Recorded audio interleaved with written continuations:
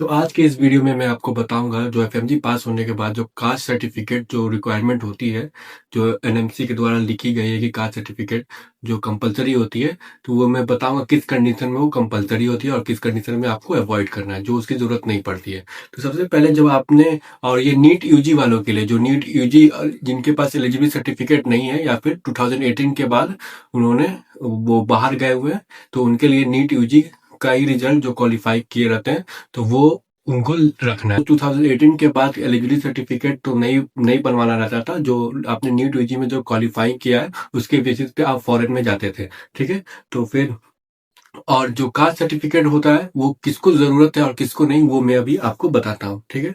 तो ये देखिए, सपोज अगर आपने ओबीसी कैटेगरी से ये पास हुआ है, आपने पास किया एग्जाम एग्जाम 13-1 इतना कट ऑफ के बीच में आपने पास किया है, तो फिर आपको जरूरत पड़ेगी, ठीक है। अब आपने SC ST से पास किया है तो आपको ये इतना मार्क्स होना चाहिए क्वालिफाई करने के लिए, और ST से किया है तो ये होना चाहिए क्वालिफाई। अगर आपने जनरल से, आप किसी भी कैटेगरी से क्यों ना हो, अगर आपने जनरल के मार्क्स से पास किया है एग्जाम को, तो आपको कास्ट सर्टिफिकेट की जरूरत नहीं पड़ती है। अगर आप ओबीसी हो तो मिनिमम आपको इतने मार्क्स लाने पड़ेंगे, जो कि क्वालिफाइंग के लिए होते हैं। और आपको ये प्रूफ दिखाने के लिए कि मैं ओबीसी से हूं, तो आपको वो कास्ट सर्टिफिकेट बनवाना पड़ेगा। अगर आप एससी हो तो 133 से 107 के बीच में आपको मार्क्स आने चाहिए, तब आप क्वालिफाई कहलाओगे। और इसके लिए आपको कास्ट सर्टिफिकेट बनवाना पड़ेगा, ठीक है। ठीक है। अगर आप किसी भी कैटेगरी से हो, अगर आपने जनरल से पास आउट किया है, जनरल से मतलब क्वालिफाई किया है, तो फिर आपको कास्ट सर्टिफिकेट की जरूरत नहीं पड़ती है। आप किसी भी कैटेगरी से, ये ओबीसी एससी, अगर आपने मार्क्स ज्यादा लेकर आए हैं तो फिर आपको कास्ट सर्टिफिकेट की जरूरत नहीं पड़ती है। कास्ट सर्टिफिकेट जरूरत तब पड़ेगी जब आप ओबीसी हो और आपको ओबीसी ओबीसी कट ऑफ से आप पास हुए हो, ठीक है।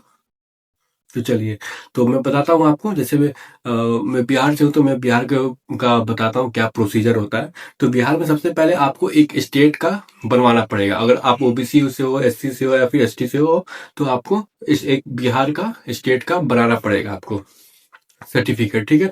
ये बनने में आपको 1 हफ्ते लग जाएंगे। स्टेट का सर्टिफिकेट बनता है, कास्ट सर्टिफिकेट, आपको वो अप्लाई करना है।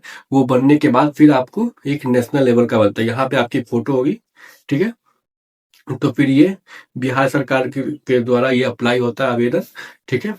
और फिर ये नेशनल वाला वैलिड करता है, आप ओबीसी से हो, एससी से हो या एसटी से हो, ठीक है। ये इस तरह से कुछ दिखेगा, ये सारे आपके डिटेल लिखे रहेंगे। फिर ये बनने के बाद तो जरूरी नहीं है कि आपने तब तब का ही रखना है, जब आप एग्जाम पास हुए थे तब का ही पासिंग कास्ट सर्टिफिकेट रखना है। ये आप अभी भी बनवा सकते हो। आपने पास किया तो आप अप्लाई कर दो, तो फिर आपका बन के जब आएगा तो आप वो, जब पासिंग सर्टिफिकेट का डेट आएगा तो आप वो ये वाला दिखा सकते हो, और वो लोग मांगेंगे ही मांगेंगे अगर आपने इन मार्क्स के बीच में क्वालिफाई किया है तो, ठीक है। तो ज्यादा स्ट्रेस लेने वाली कोई बात नहीं है। आप जस्ट एक प्रोसीजर है, आप प्रोसीजर फॉलो करो, और जितनी जल्दी बनवाना है बनवा लो, क्योंकि ये वहां पे वो लोग मांगते भी हैं, क्योंकि मेरे काफी फ्रेंड्स से उन्होंने मांगा था, ठीक है। अब नहीं मांगने पे मैं तो ये नहीं बता सकता कि वो लोग क्या करते हैं, लेकिन अगर आपके पास टाइम है और ये जल्दी बन जाते हैं, अगर आप फास्ट करते हो या फिर पैसे वैसे खिला देते हो, तो ये लोग जल्दी बना देते हैं। अगर आपका काफी 1-1.5 महीना है समय, 2 महीने है, तो फिर आपको कोई हड़बड़ी भी नहीं है, तो आप आराम से बनवा सकते हो, ठीक है। आप अपने मार्क्स देख लो कितने हैं।